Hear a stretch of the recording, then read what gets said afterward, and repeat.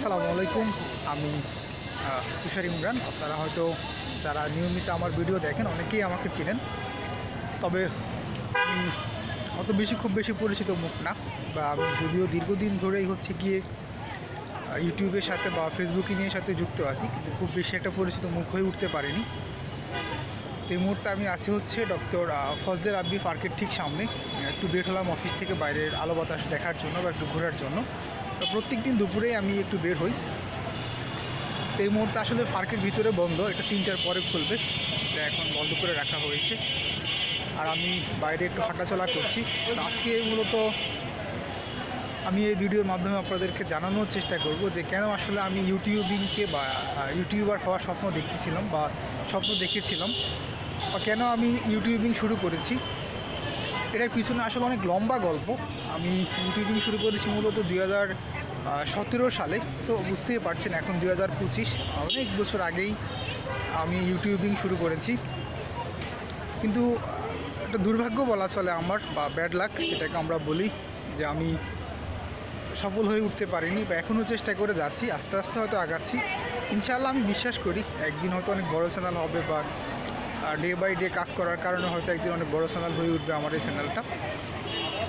আজকে মূলত আপনাদেরকে জানানোর চেষ্টা করব বা বলার চেষ্টা করব যে কেন আসলে আমি ইউটিউবার হওয়ার স্বপ্ন দেখলাম। এটা তখন আমি গিয়ে জাস্ট বিবিএ শেষ করলাম মাত্র, আমি সিএতে ভর্তি হলাম। তা আমার স্বপ্ন ছিল যেতে আমরা যদি সিএ করার জন্য বিভিন্ন জায়গায় আমরা যেতাম, অডিটে আমাদেরকে ঢাকার বাইরে বাংলাদেশের বিভিন্ন জায়গাতে আসলে যাওয়া হয়েছে। তো ওখানেই এক ছোটো ভাইয়ের ইনফরমেশান দিল যে ভাইয়া একটা ইউটিউব চ্যানেল শুরু করেন। মূলত তখন আমি ইউটিউব সম্পর্কে কিছুই বুঝতাম না, একেবারে সত্যি কথা যেটা, আমি জানতামও না যে কীভাবে ইউটিউব চ্যানেল খোলে। তো এরপরে আবার ওর কথাটা আসলে ওইভাবে গুরুত্বও দিই নাই, ও বলছে ঠিক আছে আচ্ছা দেখবো নি। এরপরে ঢাকাতে আসার পরে তখন সম্ভবত আমরা ছিলাম কক্সবাজার হোটেলে, এরকম রুমে ওর সাথে কথা বলতে বলতে ও বললো যে ভাই একটা ইউটিউব চ্যানেল শুরু করেন। এটা 2017 সালের ঘটনা। এরপরে ঢাকায় আসলাম, আসার পরে ইউটিউব নিয়ে একটু ঘাটাঘাটি করলাম, ফেসবুকিং নিয়ে একটু ঘাটাঘাটি করলাম। তখন কিন্তু আবার আমার আব্বুও মারা গেছিলো 2016 সালের অক্টোবরের 22 তারিখে। আর আমি যেহেতু ফ্যামিলির বড় ছেলে, আমি কিন্তু জব খুঁজতেছিলাম, বিভিন্ন জায়গায় জবের জন্য চেষ্টা করতেছিলাম, কিন্তু আসলে ওইভাবে ফ্রেশারদেরকে কেউই নিতে চায় না। আবার আমার এই দিক দিয়ে সিএ ফার্মে আমি ছিলাম। তারপরে অনেকেই হয়তো জানেন যারা গিয়ে সিএ পড়ে, তারা 3 বছরের আর্টিকেলশিপ স্টুডেন্ট বলে এটাকে। এই 3 বছর সে কোথাও জব করতে পারে না। তো আমিও তখন চাইলেই কিন্তু জব করতে পারতাম না। তাই আমি ভাবলাম যে ইউটিউবে যদি সফল হতে পারি তাহলে হয়তো ওখান থেকে আমার কিছু টাকা আর্ন হবে, দেখি চেষ্টা করে। আর আমার প্রথম দিকে ধারণা ছিল যে ইউটিউবে মনে হয় ভিডিও চ্যানেল খুলে ভিডিও দিলেই ইউটিউবে সফল হওয়া যায়, এরকম একটা ধারণা নিয়ে আমি শুরু করেছিলাম। প্রথম দিকে আমি কিন্তু ব্লগিং করতাম না, আমি বিভিন্ন বিষয়ের উপরে ক্লাস করাতাম, বিশেষ করে কমার্সের বিভিন্ন সাবজেক্টের উপরে, অ্যাকাউন্টিং, ফাইন্যান্স, এই বিষয়গুলোর উপর আমি ক্লাস করাতাম। তো আমার প্রথম চ্যানেলটা আসলে খোলার কয়েকদিন পর আমি ভিডিও দিতে প্রায় 300-350 ভিডিও দিয়ে দিয়েছি, কিন্তু ওইভাবে সফল হয়নি বা বড় চ্যানেল হয়নি। 2018 সালে মনে হয় অলমোস্ট আমার সাবস্ক্রাইবার ছিল 200 কতজন। এরপর আবার ব্লগিং শুরু করলাম। তখন বান্দরবনে গিয়েছিলাম ঘুরে, আমাদের অডিট ছিল বান্দরবনে, এলজিডির একটা অডিট ছিল আমাদের, এলজিডি মন্ত্রণালয় থেকে।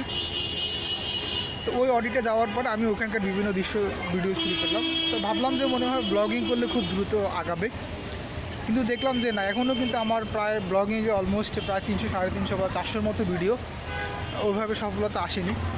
তো এটা মূলত আমার শুরুর দিকের গল্প, যে আমি কেন শুরু করেছিলাম আসলে ইউটিউবিংয়ে আসার মূল গল্প। তা আমার যে বিশ্বাসটা ছিল যে যদি আমার ইউটিউব থেকে আর্নিং হয়, আমি এই দিক দিয়ে গিয়ে সিএ পড়াতে আমি বেশি ফোকাস করতে পারবো, আমাকে আর জব খুঁজতে হবে না। ইউটিউব থেকে যে টাকাটা আসবে সেই টাকাটা আমি আমার পড়ার পিছনে ইনভেস্ট করব। আলটিমেটলি কিন্তু সেটা আর হয়ে ওঠেনি। এরপর আমার সিএ আর্টিকেলশিপ শেষ হলো, ঢাকা ইউনিভার্সিটি থেকে আমার মাস্টার্স অফ প্রফেশনাল অ্যাকাউন্টিং বা এমপিএ ডিগ্রি শেষ হলো।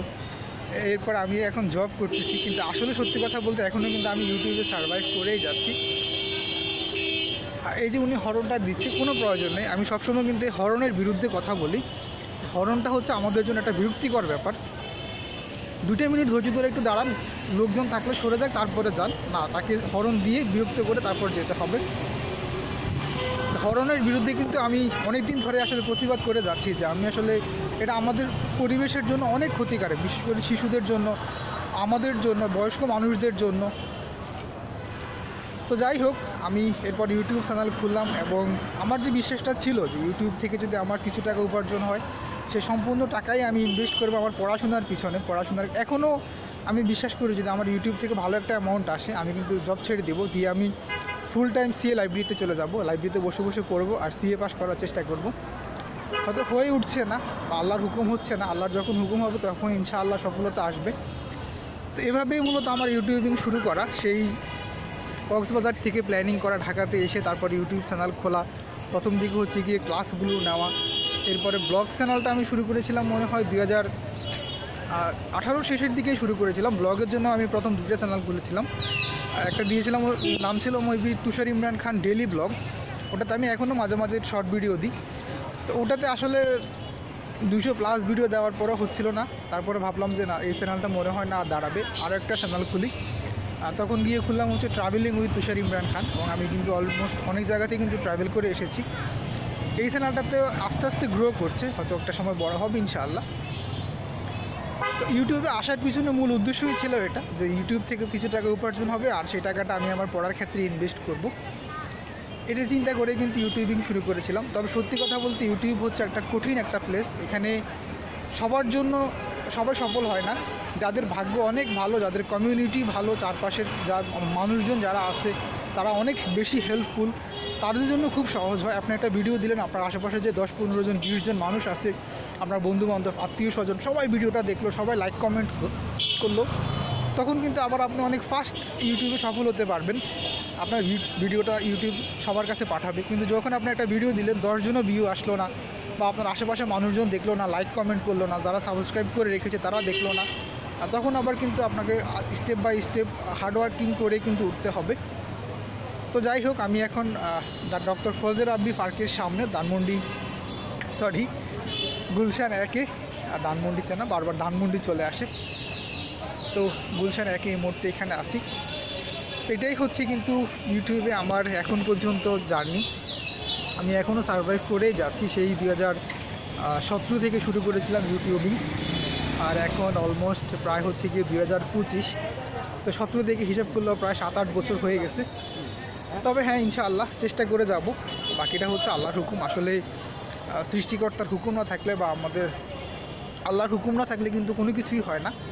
সব কিছু আল্লাহর হুকুমেই হয়। একটা গাছের পাতাও কিন্তু আল্লাহর হুকুম ছাড়া নড়ার ক্ষমতা রাখে না। আমি বিশ্বাস করি যখন আল্লাহর হুকুম হবে তখনই সফলতা আসবে ইনশাআল্লাহ।